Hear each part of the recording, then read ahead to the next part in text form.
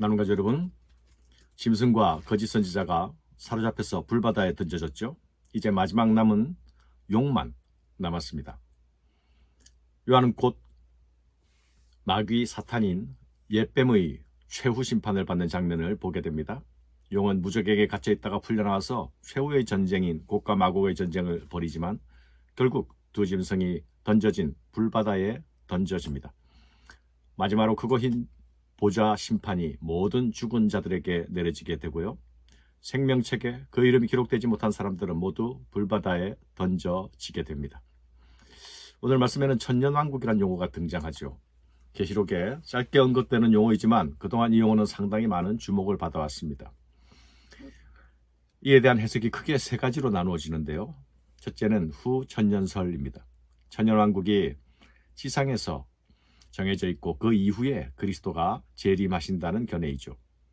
둘째는 무천년설입니다. 천년왕국을 상징적으로 이해하여서 천년을 미래의 사건으로 바라보지 않고 그리스도의 초림과 재림 사이의 전체 기간으로 보는 견해입니다. 셋째는 전천년설입니다. 이는 그리스도가 재림하시면 이 땅에 왕국을 건설하여서 천년 동안 다스린다는 견해이죠. 이 세 견해 중에서 후천년설이 가장 지지가 약한 이론이고 한때는 전천년설이 아주 득세했지만 현재는 무천년설이 많은 지지를 받습니다. 하지만 이 이론 중에 어떤 해석을 취하든 그들을 이단이라 하지는 않습니다. 단지 중요한 것은 이 천년왕국 이론을 가져다가 비성경적인 종말론을 만들어 내지 말아야 한다는 것이죠. 예를 들어서 시한부 종말론, 또 예수님 재림 날짜를 계산하는 이런 모든 시도는 바로 그런 비성경적인 접근이라 할 수 있습니다. 그런 접근을 하던 자들은 모두 이단으로 가게 된 것이 기독교 역사가 주는 교훈입니다. 오늘 본문 20장의 사건을 19장의 사건에 이어서 시간적으로 이후에 일어난 사건으로 이해할 필요가 없습니다. 역사의 종말에 이루어질 그리스도의 재림 때에 일어날 일들을 다른 관점, 다른 앵글로 보여주고 있다고 보아야 할 것입니다. 요한이 생생하게 우리에게 보여주는 그림의 내용이 무엇입니까? 천사가 무적행의 열쇠와 큰 쇠사슬을 가지고 용을 결박하여 무적행에 던져버리는 이 그림. 이것은 시간과 공간의 차원을 넘어서 상상력의 눈으로 바라보아야 하는 것이죠. 당연히 천년이라는 기간도 문자가 아니라 상징적인 시간으로 이해해야 할 것입니다. 상상과 상징의 영역에서 사용된 언어를 실제 달력을 가지고 계산하려 드는 것은 넌센스입니다. 사탄에 대한 심판은 두 단계에 걸쳐 이루어지죠. 먼저 사탄이 결박되어서 무지갱에 갇힙니다. 정해진 기간 동안 나오지 못하다가 마지막 때 전쟁을 위해 잠시 풀려납니다. 이 시나리오는 당시 묵시문학에서 자주 사용되는 시나리오이기도 했습니다.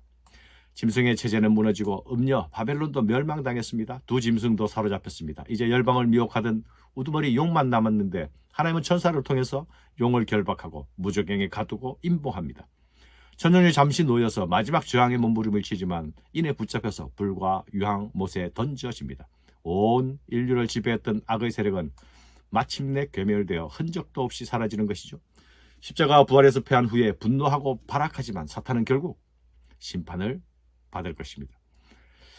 사랑하는 여러분, 사탄은 분명 존재합니다. 그리고 무섭게 활동하죠. 하지만 무서워하지도 두려워하지도 말아야 합니다. 그리스도께서 이미 이기셨기 때문입니다. 이긴 자를 따르는 어린 양의 군사들답게 사탄에 용감히 맞서 싸우는 것이 마지막 때를 사는 성도들의 태도여야 합니다. 요한은 보좌에 앉은 이들이 심판하는 광경을 봅니다. 또 내가 보좌들을 보니 거기에 앉은 자들이 있어 심판하는 권세를 받았더라.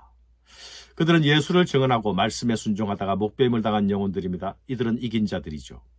또한 이들은 짐승과 우상에게 경배하지 않고 이마와 손에 짐승의 표를 받지 아니한 사람들입니다. 이들도 역시 이긴 자들입니다.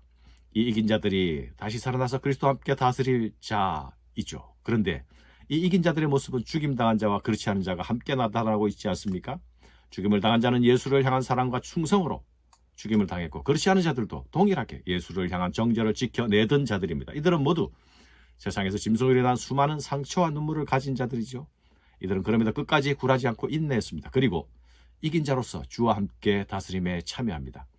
그들은 천년이라는 상징적 기간 동안에 주와 함께 기쁨을 누리죠. 그동안의 수고와 눈물과 한숨과 억울한 피 흘림의 보상을 받습니다. 이는 첫째 부활이라. 이 첫째 부활에 참여한 자들은 복이 있고 거룩하도다. 둘째 사망이 그들을 다스리는 권세가 없고 도리어 그들이 하나님과 그리스도의 제사장이 되어 천년 동안 그리스도와 더불어 왕노릇하리라. 여기서 첫째 부활이라 하면 두 번째 부활이 있다는 의미가 아닙니까? 두 번째 부활은 성도들의 몸의 부활이 될 것입니다. 첫째 부활에 참여하는 자들의 복이 선언되고 있습니다. 그러면 이 첫째 부활은 무엇을 의미하는 것입니까? 이는 예수님의 부활과 함께 주의 부활에 연합된 자들을 가리키는 말일 것입니다. 그리스도인들은 그리스도의 몸의 부활에 참여했기 때문에 둘째 사망에 이르지 않을 것입니다. 이들은 하늘에서나 땅에서나 현재 주의 부활을 누리는 자로 그리스도의 다스림에 참여하고 있는 자들이라 할 것입니다.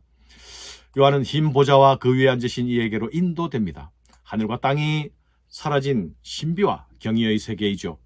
죽은 자들이 보좌 앞에 서서 생명책에 기록된 대로 재판을 받습니다. 사망과 음부가 그 가운데서 죽은 자들을 내놓자 줄지어 행위대로 심판을 받습니다. 또 내가 보니 죽은 자들이 큰 자나 작은 자나 그 보좌 앞에 서 있는데 책들이 펴있고 또 다른 책이 펴졌으니 곧 생명책이라.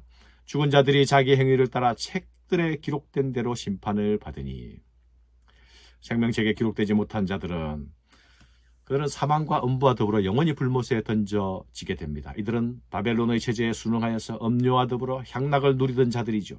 잠시의 쾌락을 위해서 영혼을 팔아먹고 자신의 영혼도 말아먹은 결과입니다. 바벨론은 결국 무너졌고 용과 짐승의 나라는 소멸되었습니다.